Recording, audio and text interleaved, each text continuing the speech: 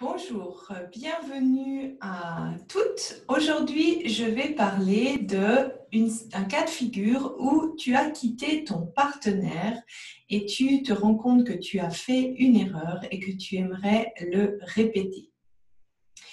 Alors, je sais que beaucoup d'entre vous veulent la situation inverse, c'est-à-dire où le partenaire l'a quitté et vous voulez récupérer, mais ça, je vous promets, c'est un article que je vais faire bientôt.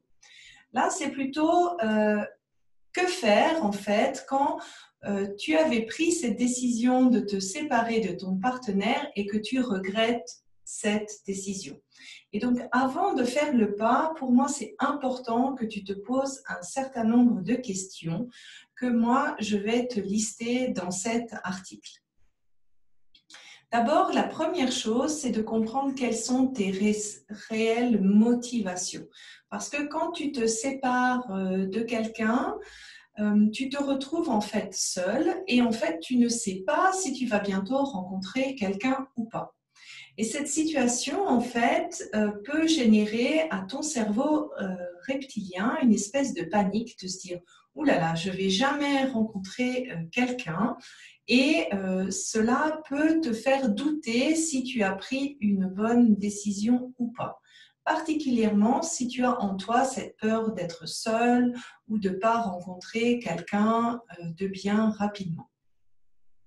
Et donc, pour contrebalancer tout ça, c'est important de faire deux choses. De un, de faire la liste de toutes les raisons pour lesquelles tu as quitté cette personne et de lire à nouveau cette liste quand tu doutes de cette décision. C'est un petit peu, tu peux même l'afficher sur ton frigo ou sur un endroit que tu vois souvent parce que ça va te remettre en fait face à la réalité de pourquoi tu as décidé de quitter cette personne, quelles étaient vraiment tes motivations. Ensuite, tu peux rassurer ton cerveau reptilien en lui disant, en le rassurant que ne vas pas finir seul.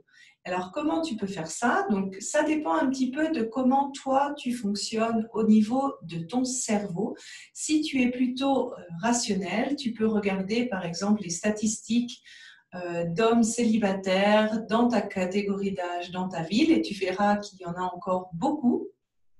Si tu es plutôt émotionnel, regarde un petit peu les personnes que tu connais de ton entourage qui ont réussi à se caser dans ta zone d'âge et qui sont maintenant heureuses en couple.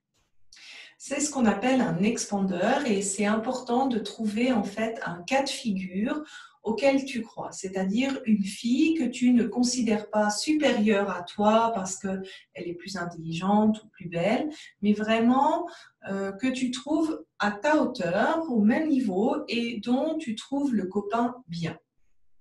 Parce que si elle est avec quelqu'un et que tu ne le trouves pas bien, ton cerveau, il ne va pas le croire. Donc, il faut trouver un exemple, un modèle où tu y crois, où vraiment tu y crois.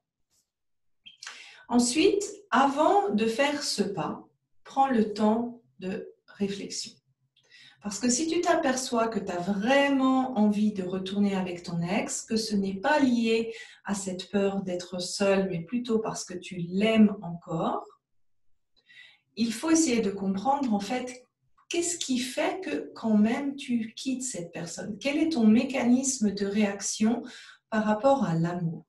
Est-ce que tu quittes tes partenaires par peur de souffrir, c'est-à-dire que tu les quittes avant qu'ils te quittent? Est-ce que tu quittes tes partenaires parce que tu as du mal à rentrer dans le conflit? Donc, quitter ton partenaire est pour toi un moyen de solutionner ton conflit. Ou est-ce que tu quittes ton partenaire parce que inconsciemment, on est d'accord, pour toi, être en couple, ça veut dire se sacrifier par rapport à tes propres besoins, à ta propre personne. Parce que si tu retournes avec ton ex sans avoir fait ce travail de réflexion, sans avoir compris et changé tes mécanismes de réaction, eh bien, tu peux être sûr que tu vas exactement répéter le même scénario. Dans l'article, j'ai un webinaire qui t'explique en fait comment on se crée ces schémas de réaction. Donc, tu peux regarder dans la Bible. Et enfin, Si tu veux faire un travail un peu plus en profondeur dans ce travail de réflexion, j'ai ce programme de 4 semaines qui s'appelle S'ouvrir à l'amour, qui permet en fait d'éplucher toutes les différentes facettes de ton comportement en amour pour que tu comprennes quels sont les schémas de réaction amoureux que tu répètes et d'où est-ce que ça vient dans ton passé. Ensuite, si tu as fait ce travail et que tu te dis, bon, ben voilà, maintenant j'ai envie d'être avec l'autre, j'ai envie d'essayer, il faut comprendre qu'un temps de guérison est nécessaire. Vous vous êtes séparés, il y a très certainement eu des remous émotionnels et ce n'est pas facile pour l'autre personne de te laisser à nouveau entrer dans sa vie. Donc c'est aussi normal que cette personne ait un petit peu une barrière de protection, qu'elle cherche à se protéger et elle se demande, ok, est-ce que j'ai vraiment envie de retourner avec cette personne ou pas? Et donc la première étape pour faciliter ce travail, c'est de lui communiquer cette réflexion intérieure que tu as faite pour que cette personne arrive à comprendre en fait pourquoi tu l'as quitté. Donc, si je reprends l'exemple d'avant, que tu as souvent cette tendance à partir, à quitter tes partenaires par peur de souffrir, si tu reviens vers lui en lui disant, ben voilà, moi j'ai eu cette tendance un peu de fuir dès que, par peur de souffrir, ben pour l'autre partenaire, ça va déjà être un peu plus facile de comprendre ta réaction. Si tu sais en plus d'où est-ce que ça vient dans ton passé, eh bien, ton partenaire va pouvoir encore plus comprendre pourquoi tu as réagi comme ça. Et donc, partage simplement ta réflexion intérieure, recommunique-lui tes sentiments et que tu souhaites recommencer une relation avec lui. Et là, il n'y a qu'une formule, c'est de lui laisser le temps sans le brusquer. Donc, la première chose et la chose que je conseille le plus souvent, c'est de multiplier les rencontres, comme si tu venais à nouveau de rencontrer cette personne et sans mettre d'attente, c'est-à-dire sans attendre que ça recommence comme avant, que vous habitiez ensemble comme avant, que vous ayez la même intensité de relation comme avant. Il faut laisser le temps que vous repreniez le rythme et la confiance l'un envers l'autre. Et pour que ça marche vraiment, la clé, c'est d'avoir compris les erreurs que tu as faites, mais également les erreurs du partenaire.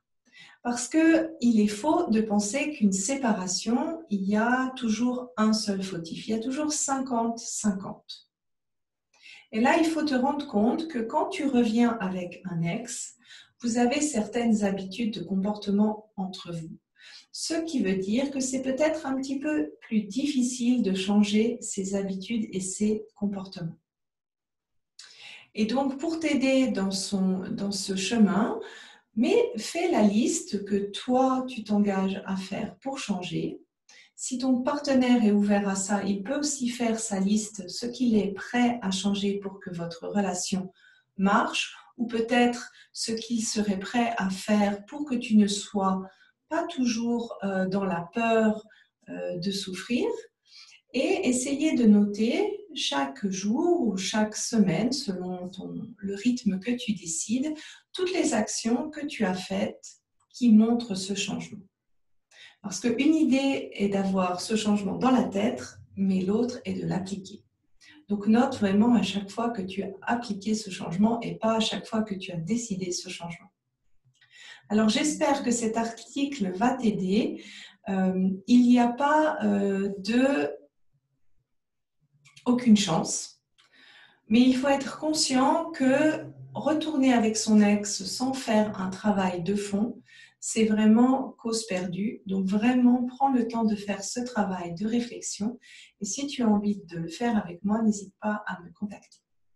Alors, je vous souhaite une belle soirée et je vous dis à bientôt pour une nouvelle vidéo.